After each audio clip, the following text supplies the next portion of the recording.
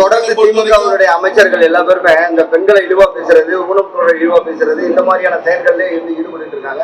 அதை பத்தி உங்களோட அதுதான் இப்ப பெண்கள் எல்லாம் ஆர்ப்பரித்து வருகிற 16ஆம் தேதி மாண்புமிகு எடப்பாடியார் அவர்கள் திருமதி வளர்மதி, திருமதி கோகுலேந்திரா தலைமையில் முன்னிலையில் ஒரு மாபெரும் பெண்கள் மகளிர் ஆர்ப்பாட்டம் நடக்க இதை கண்டித்து அதிமுக நடத்தும் சொல்லியிருக்காங்க.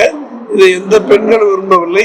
திருமதி கனிமொழி அவர்களே அவரை கண்டித்து அந்த பதவியை திரு ஸ்டாலின் அவர்கள் அவருடைய துணை பொதுச்சார் போது எடுத்ததுக்கு அவர் பேசி தவறு என்று நிரூபித்திருக்கிறார். நீங்க இப்ப மறுபடியும் போட்டு பாருங்க, கூட்டணியை பத்தி எதுவும் பேசல. எதுவாக இருந்தாலும் பிறகு பேசப்படும். இப்போதைக்கு எங்களுடைய கூட்டணி தலைவர் மாண்புமிகு எடப்பாடியார் அவர்கள் அப்படின்னு தெளிவா சொல்லிட்டாங்க. அதிமுக பொறுத்த எடப்பாடி மட்டும்தான், ஓபிஎஸ் கிடையாது, டிடி தினகரன் கிடையாது. இவங்க இல்லாம இந்த பிஜேபி கூட்டணி அதிமுக கூட்டணியின் தலைவர் எடப்பாடியார் எடப்பாடியார் எடப்பாடியார். மற்ற பேச்சுக்கு மற்ற பேர்களுக்கு இங்க இடமே கிடையாது. சென்ற முறை பாரதிய ஜனதாவோட கூட்டணி வச்சதுனாலதான் அதிமுக தோல்வி அடைஞ்சிச்சுன்னு பாராளுமன்ற தேர்தல் கணிச்சு செயல்பட்டீங்க.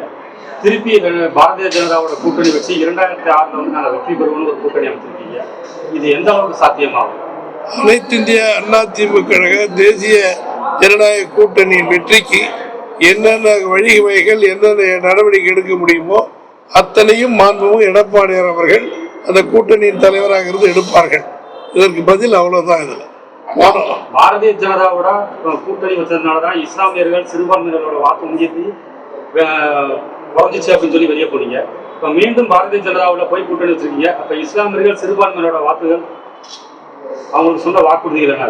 எல்லா வாக்குறுதியும் எல்லாம் பேசப்படும். பிறகுதான் அதனுடைய அத்தனை டீட்டெயில் இனிமேல் தான் வரும்.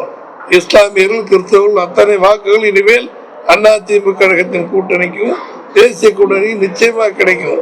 அத்தனையும் நாங்கள் இஸ்லாமியர்களுக்கும் கிறிஸ்தவர்களுக்கும் ஆதரவாகத்தான் எடப்பாடி பழனிசாமி அவர்கள் தன்னுடைய நடவடிக்கை எடுத்துக் கொண்டிருக்கிறார்கள். பாரதிய ஜனதா கூட்டணியிலிருந்து சைத்தான் கூட்டணி அப்படின்னு சொன்னீங்க. சைத்தானுக்கு நாங்க வந்துட்டோம். இப்போ 1000 மடங்கு நாங்க சந்தோஷமா இருக்கீங்க. மீண்டும் அந்த சைத்தானோட போய் நீங்க கூட்டணி செஞ்சிருக்கீங்க. அதாவது ஒவ்வொரு முறையும் இருக்கிற சூழ்நிலையை பொறுத்து அரசியல்வாதிகள் பேசுவார்கள். இன்னைக்கு இருக்கிற சூழ்நிலையில் இதுதான் எங்களுடைய சூழ்நிலை என்பது சொல்லியிருக்கிறோம்.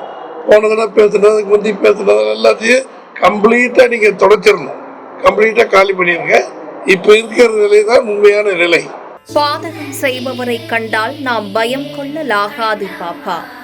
மோதி மிதித்து விடு பாப்பா, அவர் முகத்தில் உமிழ்ந்து விடு பாப்பா.